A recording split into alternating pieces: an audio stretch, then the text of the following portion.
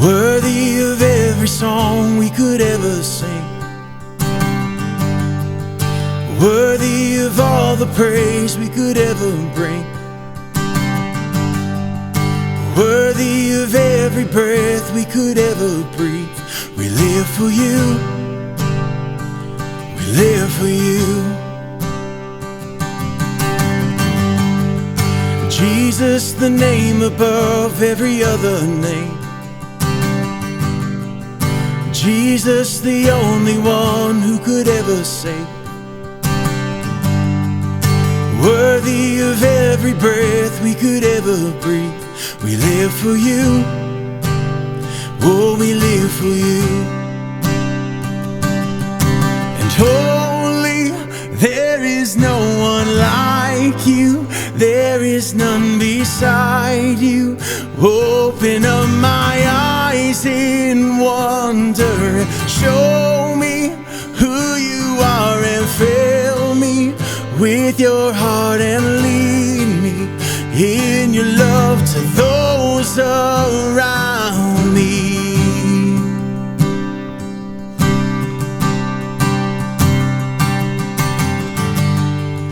Jesus, the name above every other name. Jesus, the only one who could ever save. Worthy, worthy of every breath we could ever breathe. We live for you, oh, we live for you, yes. And holy, there is no one like you. There is none beside you.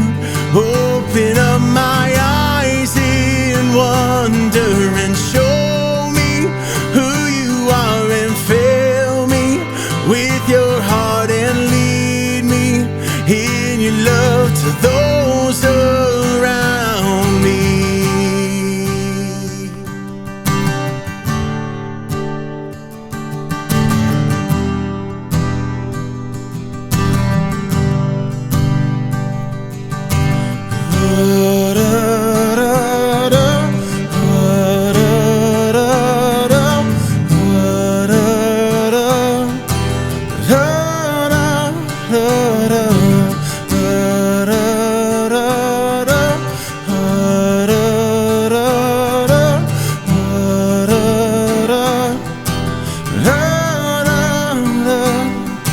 And I will build my life upon your love. It is a firm foundation, and I will put my trust in you alone. And I will not be shaken. And I will build my life upon your love. It is a firm foundation, and I will put my trust in you alone. And I will not be shaken. Holy, there is no one like you. There is none beside you. Open up my eyes in wonder and show me who you are and fill me with your heart and lead me in your love to those around me. And I will build my life upon your love. It is a firm foundation.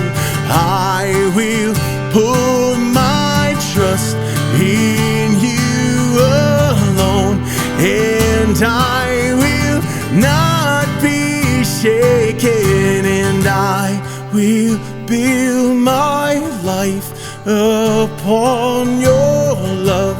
It is a firm foundation. I will put my trust in you alone, and I will not be shaken.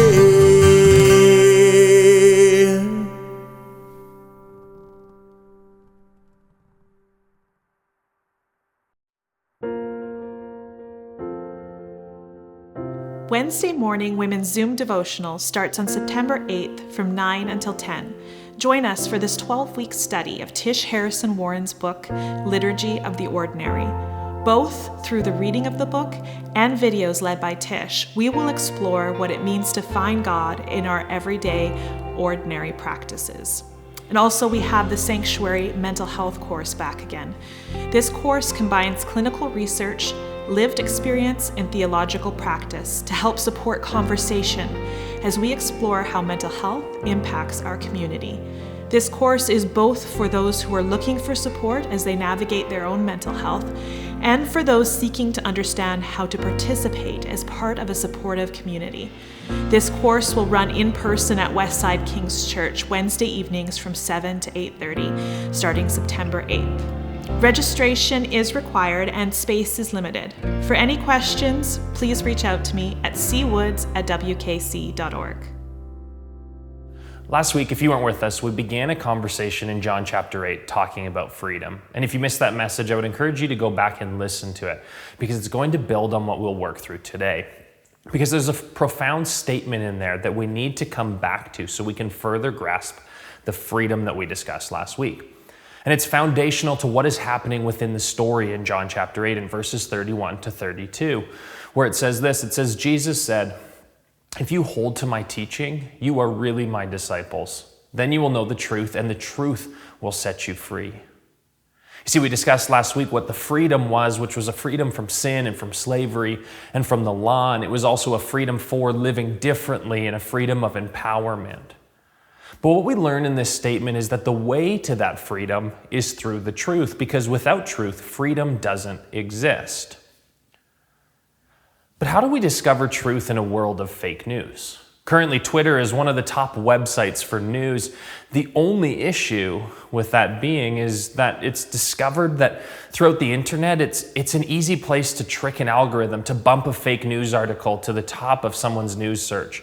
And even studies are starting to suggest that misinformation and false narratives, fake news, travels 6 times faster than the truth. And so a question that you see being asked a lot within culture is, does an absolute truth even exist? Or are we all just on this personal discovery of our own truth? Maybe you've heard someone say this to you, that it may be true for you, but that's not my truth. You see, to claim to the world that there's a truth that's universal is often seen as arrogant or naive.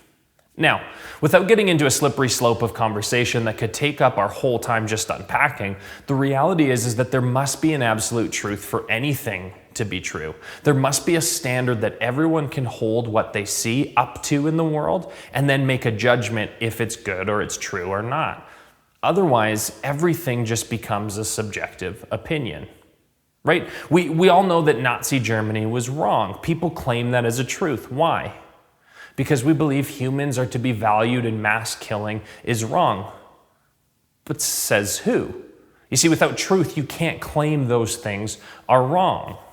Now, I may be opening a can of worms here that we don't have time in this space to completely unpack. But deep down in all of us, we all know that truth matters. And we're all on a pursuit of truth from the world around us as we interact with it. And within our world, it has a demand, it has a cry for truth. We demand truth as one of the highest values. Yet within our culture, we also have a big problem. And the problem is that we're suspicious of everyone and everything. We make assumptions that people on the other end of a Facebook marketplace interaction for something that we're looking to purchase are out to trick us. They're probably not telling us the whole truth, or it's just a fake profile and they're not to be trusted. I mean, maybe that's just me, but we want people to tell us the truth in our interactions with them, because knowing what's true is a part of thriving as a human. I mean, maybe you can think for a moment of someone who's lied to you and how frustrated you were with that person when you found out that what they said wasn't true. Yet within each of us, we're also guilty of cherry-picking memories and highlighting certain facts from the millions available to us to support the narrative that we want to give about ourselves and our behaviors. Because at the end of the day, that's how we actually think we justify the truth, is just with more facts. But the reality is we can rearrange the facts and the stories to make a narrative that then becomes our truth. But what I want to suggest is that the story of Jesus is going to offer a depth to our pursuit of truth that the world just cannot provide. Tom Wright, in his book Broken Signposts, is going to say, in a world where it's suggested that truth itself is an illusion, where truth itself seems like a broken signpost leading us around in self-defeating circles, the followers of Jesus ought to respond that to proclaim the absence of truth is itself a lie. There is such a thing as truth, even if it's more elusive and strange than we sometimes imagine. What's more, it is the truth that will set us free, free to live as new creations and free to become truth tellers in our own right. This comment allows us to turn our attention to John, who begins his gospel narrative with this proclamation that truth has arrived. Not just this idea of truth or a potential truth for someone. John claims this is the truth coming in the flesh. In John chapter 1, verses 14 to 17, John says, "And the Word became flesh and lived among us, and we have seen his glory, the glory as of a Father's only Son, full of grace and truth." John testified to him and cried out, "This was he of whom I said, he comes after me, ranks ahead of me, because he was before me. From his fullness we have all received grace upon grace. The law indeed was given through Moses, grace and truth came through Jesus Christ. No one has ever seen God. It is God, the only Son, who is close to the Father's heart, who has made him known." Now that's a loaded piece of writing from John to start his gospel narrative. But John's not just suggesting that this is just a message of hope that he's about to bring, but it's about the message, the person that is the only hope, the only truth for the world. And it's not just in an idea, but that truth is found in a person. And so Jesus arrives in the flesh, which is God's way of saying he wants us to know himself clearly. Jesus is God himself putting on the clothing of humanity, and grace and truth are in him. You see, John's definition for truth in his gospel is going to mean working our way below the surface to discover and see things the way that God sees things. For John, if it's not how God sees it, then it can't be truth. And what's interesting here is that grace is then connected to this word truth, and John does this intentionally. John's connecting the words together so we know that there cannot be truth where grace is not found. You see, truth that brings further damage to a person is not truth, because Jesus is truth and grace and always bringing further healing, not less. Truth will always bring more redemption, not less. Why? Because grace is involved. The truth will lead to greater empowerment and freedom. Why? Because grace is connected to truth. John is suggesting truth does exist, but it takes grace to reveal it and make it happen in the first place. And now this fight for truth and in its place within the world, we see Jesus having a lot of conversations about throughout the Gospels. It's not unique to just our time. This idea of challenging if real truth exists happened as Jesus interacted and navigated the world around him. And so I want to highlight a few of these situations that I think will help our conversation. And the first story I want to turn your attention to is the woman at the well found in John chapter 4. And this is a story where we find Jesus having an interaction with a Samaritan woman. And now there's lots of scandal that could be unpacked regarding this woman and why Jesus was talking to her. But I want to focus in on the woman's response to Jesus in John 4, verses 16 to 26. Jesus said to her, "Go, call your husband and come back." The woman answered him, "I have no husband." Jesus said to her, "You are right in saying, 'I have no husband.' For you have had 5 husbands, and the one you have now is not your husband. What you have said is true." The woman said to him, "Sir, I see that you are a prophet. Our ancestors worshipped on this mountain, but you say that the place where people must worship is in Jerusalem." Jesus said to her, "Woman, believe me, the hour is coming when you will worship the Father neither on this mountain nor in Jerusalem. You worship what you do not know. We worship what we know, for salvation is from the Jews. But the hour is coming and is now here when the true worshipers will worship the Father in spirit and truth. For the Father seeks such as these to worship him. God is spirit, and those who worship him must worship in spirit and truth." The woman said to him, "I know that Messiah is coming, who is called Christ. When he comes, he will proclaim all things to us. Jesus said to her, I am he, the one who is speaking to you. Now, when we look at this woman's response, what we see is what we would call someone telling the half-truth. She was telling the truth, but her answer was with the intent to try and deceive, to hopefully make Jesus not ask any more questions about her life. There is truth within her statement that she doesn't have a husband, but it was the whole truth she didn't want Jesus to know. Jesus challenges her on that and then goes on to talk about worshiping God in spirit and truth. And Jesus is making a connection to truth, relating it to worship. And we need to pay attention to this. Because in worship, you're worshiping the true God. When Jesus is the truth, proclaiming half-truths are not going to fool God. But for some of you, you may feel like you have to come into a space like church or certain groups and tell half-truths to fit in or to appease God. And what Jesus is revealing in this interaction is that to genuinely worship the truth, we ourselves have to tell the truth. And this is actually the amazing gift of grace in all of this, is that Jesus doesn't say because of your situation, you're unable to receive grace. Rather, he invites this woman into worshiping in the truth that God knows her situation, and he still invites her to discover the grace and the truth that's found in Jesus that takes you where you are and continues to move you forward. It's a freeing truth. Half-truths are what we tell when we believe the God we're looking for is one who's waiting for us to slip up so he can get mad at us. But living in half-truths don't work when it's truth that sets us free. You see, Jesus isn't afraid of the full truth of what's going on in your life. He already knows anyways, and he wants to meet you in that space. Jesus is the truth, and his life is one of grace, which means, to borrow words from Paul in Romans 8, that nothing separates us from the love of God.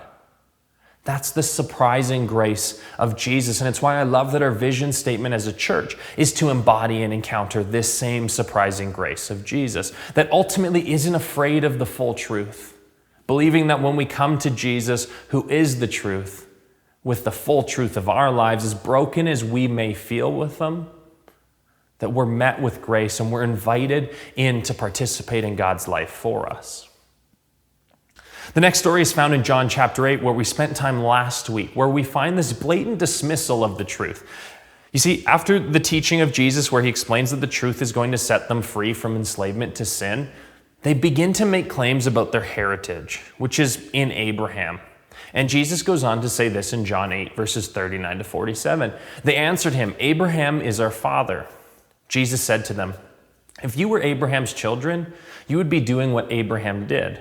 But now you're trying to kill me, a man who has told you the truth that I heard from God. This is not what Abraham did. You are indeed doing what your father does. They said to him, we are not illegitimate children. We have one father, God himself. Jesus said to them, if God were your father, you would love me, for I came from God and now I am here. I did not come on my own, but he sent me. Why do you not understand what I say? It is because you cannot accept my word. You are from your father, the devil, and you choose to do your father's desires. He was a murderer from the beginning and does not stand in the truth because there is no truth in him. When he lies, he speaks according to his own nature, for he is a liar and the father of lies. But because I tell the truth, you do not believe me. Which of you convicts me of sin? If I tell the truth, why do you not believe me? Whoever is from God hears the words of God. The reason you do not hear them is that you are not from God. Now, this is potentially the darkest point within John's gospel. Jesus is telling these listeners that their father is not Abraham, but rather a murderer who has no truth in him. And we're immediately confronted with the reality that there's this world of lies and untruth, and there's this world of death, and that death itself tells lies about God and Jesus and who they are. Now, let me take a moment to explain what I mean by that. What has shaped a lot of escapist thinking around Christianity is what Tom Wright would call a collusion with death. It's this belief that there's corruption and death within the world that's declaring God's good creation as in fact not good, as trash, it's deceitful. And some people buy into this and believe that we're on a mission to escape this world. Death in the world of lies loves when people believe this. But God's response to this lie through Jesus is that the world is in fact good, that God loves the world so much that he gave his only son to rescue it. And the resurrection of Jesus is the beginning of this new creation and redemption that God is doing within the world. The truth is that we've been set free to participate in the new creation that God began on Easter Sunday and will bring to completion in his time. And this is not just a private truth, but it's an ultimate truth that Jesus is making in this moment that causes the uproar. But this dismissal of the truth runs deeper if we look at the story. You see, the listeners of Jesus get defensive about their traditions and their heritage and their ancestry and their institutions. They believe they have the pulse on how God works. And so because of their firm stance on believing they know the truth of exactly how God's working, their traditions trap them from seeing what God is really doing in Jesus. It's again what causes the uproar. But this is a timeless problem that affects us. I mean, how often have you heard statements, if you've been within the church, like, we've always done it this way, or I can't believe, that denomination does that. They're clearly missing it, and I'm glad that we do it the right way. I mean, have you ever stopped in those moments to ask if you're fighting for Christendom over the Christian faith and what God really wants to do? I mean, what if the truth is that God is up to something much larger than we can really comprehend? What if truth is that you just have a piece of the whole experience of what it means to follow Jesus, and that maybe there's more there for you? You see, I love what Aaron Nyquist says in his book, The Eternal Current, when he says, if we're certain that we are already right, then we will be closed to others and unable to receive from them. Humility is a matter of life and death on the spiritual journey. What really makes the people mad in John 8 is his claim about who he is as well. That he's claiming he's not just another prophet challenging the theological giants at the temple, although he has done that. He claims he has unity with the Father. He's going to go on to say that he is the way, the truth, and the life, and these are statements that qualify him for death, and the people dismiss this truth. They refuse to acknowledge it. C.S. Lewis in Mere Christianity lays this thought process out quite boldly of dismissing the truth. And he says, I'm trying here to prevent anyone saying the really foolish thing that people often say about him. I'm ready to accept Jesus as a great moral teacher, but I don't accept his claim to be God. That is the one thing we must not say. A man who was merely a man and said the sort of things Jesus said would not be a great moral teacher. He would either be a lunatic, on the level with the man who says he is a poached egg, or else he would be the devil of hell.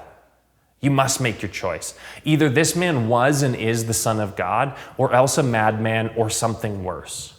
You can shut him up for a fool, you can spit at him and kill him as a demon, or you can fall at his feet and call him Lord and God. But let us not come with any patronizing nonsense about his being a great human teacher.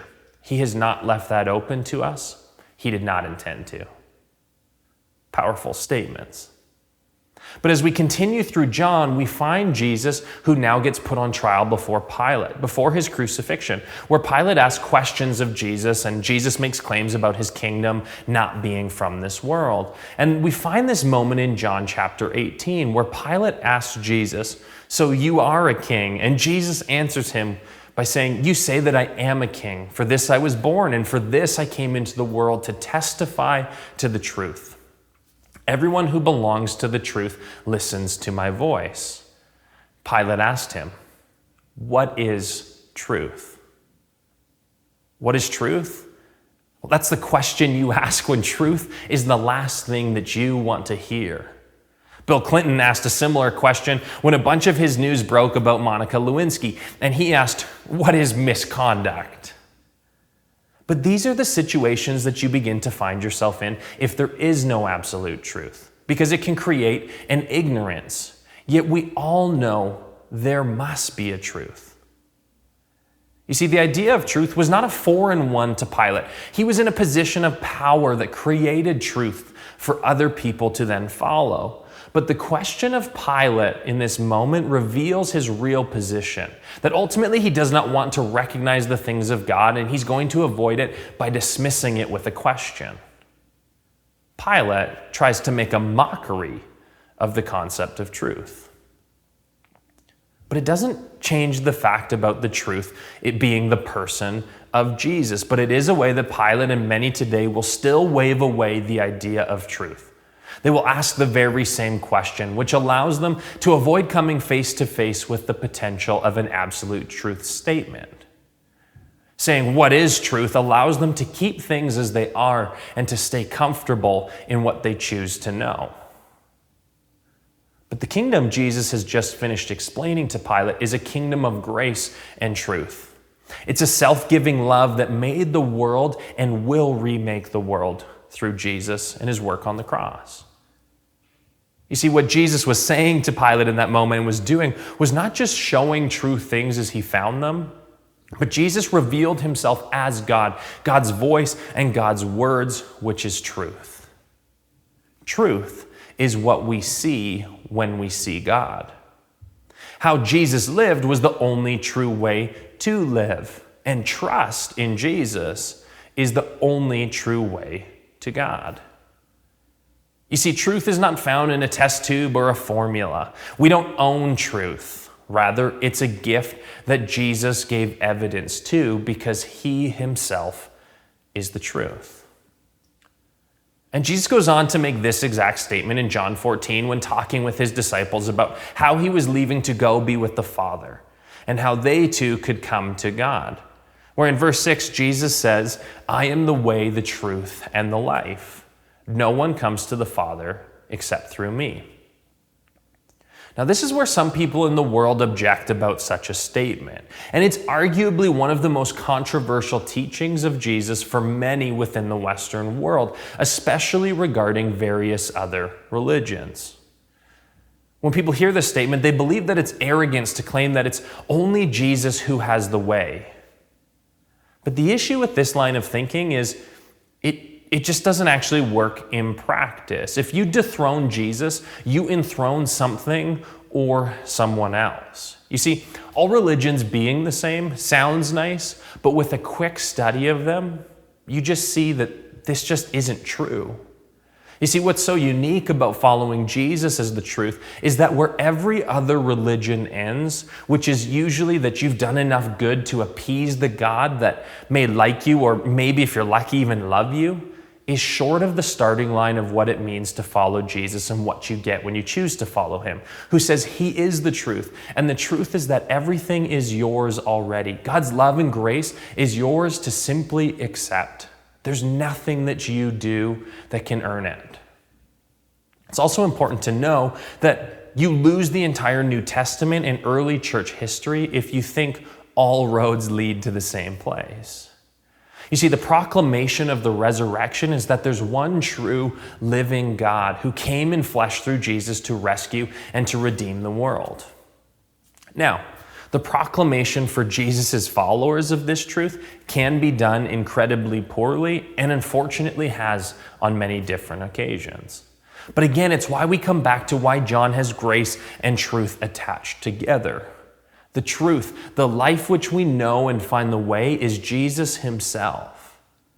We see the life of Jesus as one who washed his disciples' feet and told them to copy his example. Jesus, when he's saying, "I am the way, the truth, and the life," was on his way to give his life for the sake of the world on the cross. And so the question you must answer if you have an issue with that statement on truth is was that arrogant when you look at his example? Was it self-serving when he made this statement? You see, followers of Jesus are then commissioned by Jesus to be the people of truth and to break down lies within the world around them. And it's going to be costly, as it was for Jesus. But we're again led into being people of the truth by the work of the Holy Spirit. And Jesus goes on to teach about this in John 15, that Jesus' own Spirit will come upon them and enable them to tell the truth, to be people of the truth.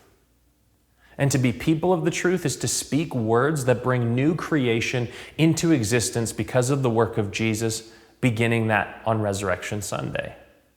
And it's why truth always heals. It always redeems. It always empowers. It always is going to set free, because it's a part of grace in Jesus, who is the truth. Now, just as a point of clarity, we're not arguing for the truth in the rationalism or modernism thought process that makes attempts to prove the gospel through arguments. To be people of the truth is to be people who speak the story of Jesus' death, his resurrection, and the new creation in every space that they find themselves in. To speak truth is not to bash people with arguments, but to wash feet and to serve others. It's going to give value to all people, just as Jesus did. It's going to mean to speak God's healing words, regardless of the difficulty, and show God's healing to a broken and hurting world, that there's a true way of life to be experienced that's found in Jesus. And it's done through the power of Jesus' Spirit that's given to his followers. And so I want to close with these words to reflect on from Gary Burge in his commentary on John, where he says, "Therefore, the exclusive claim of Christianity about Christ is not centered on our belief that Jesus was right about God. It is centered on our claim that God was fully present in Christ to reconcile the world to himself. It is the theological claim about Jesus that makes the spiritual claims of Jesus potent. Jesus' words are right because those are God's words. Jesus' way is not superior because it promotes a higher ethic or because it champions values that resonate with our spiritual sensitivities. Jesus' way is true because in him we find God drawing us to himself." Jesus says, "If you continue in my word, you are truly my disciples, and you will know the truth, and the truth will set you free. And if the Son sets you free, you're free indeed."